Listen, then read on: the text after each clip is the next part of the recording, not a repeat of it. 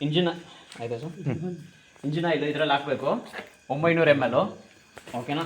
ಆಮೇಲೆ ಏರ್ ಫಿಲ್ಟ್ರಲ್ಲಿ ಇದು ಬಿಚ್ಚಿಬಿಟ್ಟು 100 ml ಇದಕ್ಕೆ ಏರ್ ಫಿಲ್ಟರ್ಗೆ. ಸೊ ಇಂಜಿನ್ ಆಯಿಲೇನೆ 1 ಲೀಟ್ರ್ ಕ್ಲಿಯರ್ ಆಯಿತಾ ಅಲ್ಲಿಗೆ. ನೆಕ್ಸ್ಟು ಗೇರ್ ಆಯಿಲು ಈ 2 ಬೋಲ್ಟ್ ಬಿಚ್ಚಿಬಿಟ್ಟು ಗೇರ್ ಆಯಿಲು ರೈಟ್ ಸೈಡಲ್ಲಿ ಗೇರ್ ಆಯಿಲ್ ಹಾಕಬೇಕು.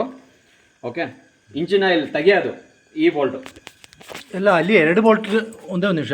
ಅದು 2 ಏನಕ್ಕೆ ಅಂದರೆ ಏರ್ ಲಾಕಿಗೆ ನೀವು ಒಂದು ಕೊಟ್ಟಿದೆ ಅಂದರೆ ಏರ್ ಹೊರಗಡೆ ಬರ್ತಾ ಇರುತ್ತೆ, ತಳ್ತಾ ಇರುತ್ತೆ, ಅದಕ್ಕೋಸ್ಕರ ಏರ್ ಲಾಕ್ ಹಾಕ್ಬಾರ್ದು ಅಂತ. ಒಂದು ಕೊಟ್ಟಿದೆ ಅಂದರೆ ಸಾಕು ಅಲ್ಲ? ಹಾಂ, ಒಂದು ಕೊಟ್ಟರೆ ಒಂದರಲ್ಲಿ ಹಾಕಿದ್ರೆ ಸಾಕು, ರೈಟ್ ಸೈಡಲ್ಲಿ ಹಾಕಿ ಅದು ಈಸಿಯಾಗಿ ಹೋಗ್ಬಿಡುತ್ತೆ ನಿಮಗೆ. ಓಕೆನಾ.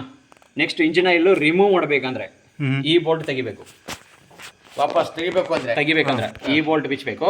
ಇನ್ ಕೇಸ್ ಇದು ಅಡ್ಡ ಆಗ್ತಿದೆ ನಮಗೆ ಆಗ್ತಿಲ್ಲ ಅಂದರೆ ಇಲ್ಲೊಂದಿದೆ ಫ್ರಂಟಲ್ಲಿ, ಆ ಕಡೆಯಿಂದ ಬನ್ನಿ ಸರ್, ನಿಮಗೆ ಕಾಣಿಸುತ್ತೆ ಅಲ್ಲಿ ಇಲ್ಲಿದೆ. ಅದು ಇದು ಇಂಜಿನ್ ಆಯಿಲ್ ತೆಗಿಯೋದು. ಗೇರ್ ಆಯಿಲ್ ತೆಗಿಬೇಕಂದ್ರೆ ಇಲ್ಲಿ ಬನ್ನಿ. ಗೇರ್ ಆಯಿಲ್ಗೆ ನೋಡಿ ಕರೆಕ್ಟಾಗಿ ವೀಲ್ ಆಕ್ಸಲ್ ಕೆಳಗಡೆ ಪಕ್ಕದಲ್ಲಿ ಸೆಂಟ್ರಲ್ಲಿ ಒಂದು ಬೋಲ್ಟ್ ಕೊಟ್ಟಿದ್ದಾನೆ ಇಲ್ಲಿಗೆ.